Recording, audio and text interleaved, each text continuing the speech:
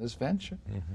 Are there some examples of communities that you could give us that have at least have tried this sort of conversations in their? There are.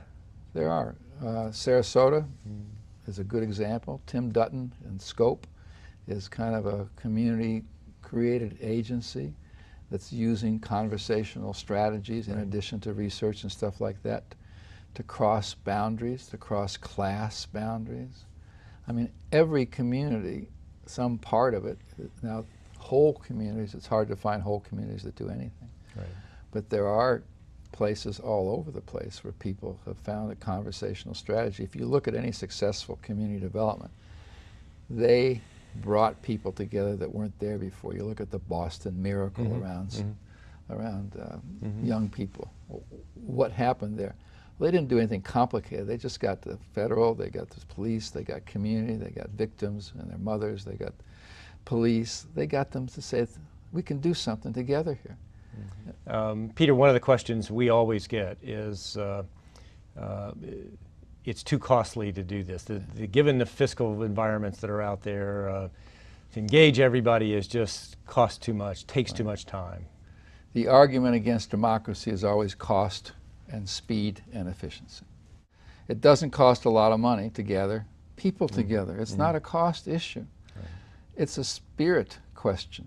It's a question of faith. It's whether we think citizens, if they could ever come together and focus on something, can produce something new. And it's much more expensive to do what we're doing. The deficiency mindset we have now is economically killing us.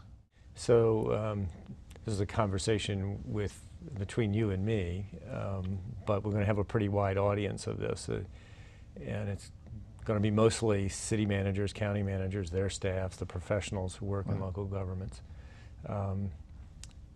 What's your message to them about what you're suggesting they try to do in their communities and their organization? Well, one is, my message is, thank you for what you do. I mean, even the word professional, I like the notion of public servant. Second is to treat social fabric and connectedness as if it matters, not as if it's nice or if it's background, but to see it as decisive. And the third is to shift our thinking as to citizens being where cause resides, and stop treating yourself as a city manager department as if you're so important. So I'm going to try to use the lessons you've just imparted to us here. What's the possibilities for the future if we're better at creating the bonds of community? One is that people discover what their gifts are.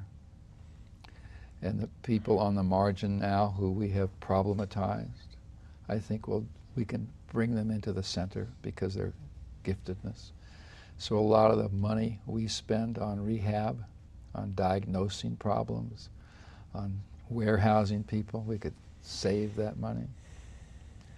I also think we can restore to the family and the neighborhood the capacity to be prosperous and to have peace of mind.